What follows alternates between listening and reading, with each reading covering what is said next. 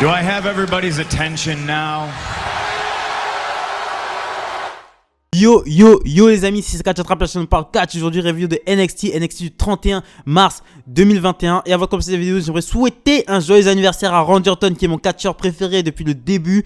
Et aujourd'hui il fête ses 41 ans, je l'ai connu, il en avait 27, aujourd'hui il en a 41. Et c'est comme le bon vin, il est encore meilleur qu'avant. Et franchement il a vraiment une carrière exemplaire. Le mec il a toujours côtoyé les main events. Il a eu que 2 titres intermédiaires. Il a été une fois ou deux champion par équipe. Je crois avec Luke Harper, une fois ou deux ou trois. Une fois avec Edge, Luke Harper, Terminus. Il a eu un titre intercontinental, un titre des États-Unis, mais après le reste c'est que des titres de champion poids lourd. Il a toujours su rester au-dessus de la carte. Donc voilà, je souhaite un bon anniversaire à mon catcheur préféré, Randy Orton. Et avant de commencer la vidéo, je vais vous demander de liker, de vous commenter, de vous abonner, de partager. Extrêmement important pour nous pour cette chaîne. On va devant des 250 abonnés avant la fin avril, les amis. Donc on commence directement avec Roderick Strong qui est sur le ring. Cameron Grimes arrive et il lui propose de faire une équipe. Il lui propose que l'équipe se nomme Grimes The System. Donc ensuite Roderick Strong attaque directement Cameron Grimes alors qu'il passait la musique de The Undisputed Era remixée. Donc en fait commençons directement cette review de NXT avec Roderick Strong qui est sur le ring, qui attend son adversaire qui est Cameron Grimes. Donc Cameron Grimes arrive avec un t-shirt, il dit qu'il propose une équipe, de faire équipe avec Roderick Strong, et l'équipe se nommerait Grimes The System. Donc c'est Shock the System, hein, c'est une parodie, il montre un t-shirt avec marqué Grimes The System dessus et il passe une musique Grimes de The Undisputed Era remixée avec la sienne. Donc il se fout de la gueule de Roderick Strong qui est maintenant seul. Donc Roderick Strong court à l'extérieur du ring et attaque Cameron Grimes. Et ça lance le premier match, Cameron Grimes contre Roderick Strong. Donc très bon match pour commencer sur NXT, qui se conclut par, à un moment donné, t'as Cameron Grimes qui sort de son slip un brassard de The Undisputed Era, et ensuite il le jette par terre. Roderick Strong le voit, il est déstabilisé, il est complètement déstabilisé, il est troublé, ça lui rappelle ses anciens amis. Et quand il se remet dans le match, il se prend un Gavin de la part de Cameron Grimes pour la victoire. Donc grosse victoire de Cameron Grimes sur Roderick Strong. Mais cette histoire n'est pas finie. On enchaîne ensuite avec Legado del Fantasma, Joaquin Wilde, Santos Escobar et Raul Mendoza qui sont sur le ring. Santos Escobar lance un Open Challenge. Il dit qu'il lance un Open Challenge parce qu'il dirige ce show. Il veut montrer à Jordan Devlin dans quoi il s'engage. Il est coupé par Tyler Breeze qui lui demande s'il sait la différence entre lui et Escobar. Escobar lui dit que non, il dit que Escobar croit que la division Cruiserweight lui appartient et lui il bosse pour avoir ce qu'il veut. Donc le challenge est accepté. Donc on enchaîne ensuite avec le second match de la soirée, Santos Escobar contre Tyler Breeze. Donc Santos Escobar qui accompagne Joaquin Wilde et Raul Mendoza. Donc à un moment donné, t'as Tyler Breeze qui met un super kick à Joaquin Wilde et qui met un coup à Raul Mendoza et l'envoie contre le poteau de coin de ring. Donc ça lui permet d'être tranquille pendant son match. Mais c'est quand même une victoire de Santos Escobar avec son Phantom Driver. Et ensuite après le match, Tyler Breeze se fait agresser par Legado del Fantasma. Mais c'est MSK qui vient de faire le save. Et ensuite quand ils sont MSK sur le ring et Legado del Fantasma à l'extérieur du ring, t'as les Grizzly Young vétérans qui apparaissent sur le Titantron et qui disent qu'ils seront les prochains champions par équipe. On enchaîne ensuite avec le troisième match de la soirée qui est un match par équipe féminin. Candice LeRae et Indy Hartwell contre Gigi Dolin et Zelda Ramir. Donc Gigi Dolin qui est aka Becky Lynch 2016 hein, quand elle avait sa petite gimmick de meuf du 19e siècle.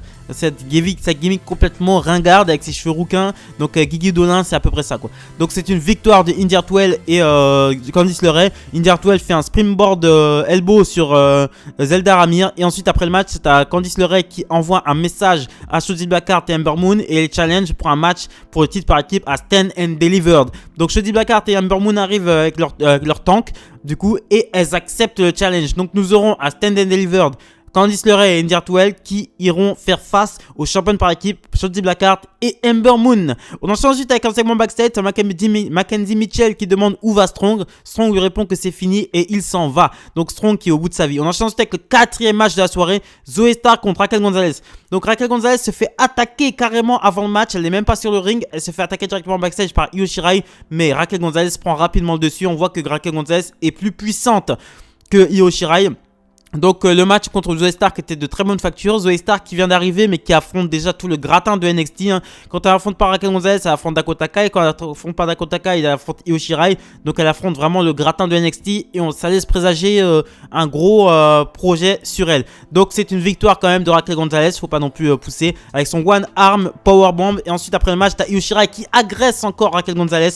mais elle se fait jeter contre les barricades. Donc Raquel Gonzalez qui prend encore le dessus sur la championne Io Shirai par tout simplement sa puissance. On enchaîne ensuite avec le 5e match de la soirée, qui est un match tag team féminin. Katika Tanzaro et Kaden Carter faisaient face à Tiancha et Xia Li. Donc Xia Li combat toute seule, hein, Tiancha qui est sur le stage accompagné de Boa. Donc à un moment donné, Tiancha ne fait que regarder, mais à un moment donné, t'as Kaden Carter qui va voir, qui remonte la rampe du ring et qui va voir Tiancha, mais Tiancha la chope par le cou et il crache une sorte de fumée qui l'évanouit, et Xia Li en profite pour finir Catanzaro avec un kick pour la victoire. Donc Xia Li qui remporte la victoire sur Katika Catanzaro et Kaden Carter encore une fois. On enchaîne ensuite avec le main event of the evening, le Gauntlet Eliminator match entre Dexter Lumis, Bronson Reed, Leon Ruff, Cameron Grimes, Roderick Strong, Isaiah Scott, Pete Dunne, Ellen Knight, Tyler Rust, Jack Atlas et Austin Theory pour désigner le prochain challenger numéro 1 au titre nord-américain de Johnny Gargano. Donc en gros c'est une bataille royale. C'est une bataille royale. Je sais pas pourquoi ils ont mis un Gauntlet Eliminator match. C'est une bataille royale. Un Gauntlet Eliminator match, il aurait fallu qu'il y ait des comtés en fait. Mais il n'y a pas eu de comté. Donc c'était genre on se dégage du ring. Donc il y a eu un moment donné dans le match un super échange entre Kushida et Pete Dunne qui nous laisse présager, qui s'auto-élimine les deux. Donc ça veut dire que cette histoire n'est pas finie parce que Kushida a continué d'attaquer Pete Dunne à l'extérieur du ring, et que Kushida a donné une interview en début de soirée où il disait que lui il était le meilleur technicien et que Pete Dunne n'était pas le meilleur technicien. Donc ça va être une dualité entre les deux. Je pense que ça va se conclure à Stand and Delivered. Donc on aura peut-être un Kushida contre Pete Dunne, technicien contre technicien, et ça va être génial. J'attends ça comme le Messi. Donc à un moment donné, bon, c'est la victoire. La finale se fait entre Ellen Knight et Dexter Lumis. La finale se fait entre Ellen Knight et Dexter Lumis, mais c'est Ellen Knight qui remporte la victoire. Ellen Knight, en fait, Dexter Lumis était sur l'apron.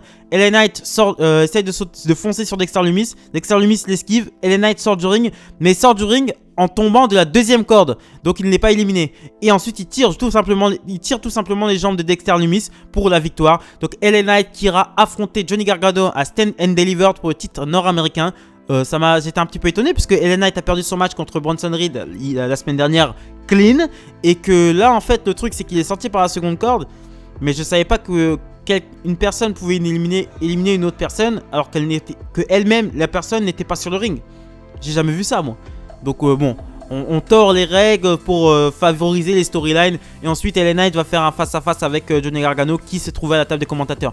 Donc dans l'après-show, t'as Raquel Gonzalez qui a interviewé, mais elle s'en fait encore attaquer par Io Shirai. Cette fois-ci Raquel Gonzalez en a marre, elle la prend par ses deux mains, elle la soulève, elle la fait passer dans un mur. Ensuite à Io Shirai, on voit Io Shirai qui monte sur le ring pour provoquer Raquel Gonzalez. Raquel Gonzalez la rejoint, ça se finit en grosse fight totale. Tout le roster féminin d'NXT est là pour séparer, et ensuite à Io Shirai qui fait un dive sur tout le monde pour conclure ce show. Donc c'était un épisode d'NXT tout banal, hein.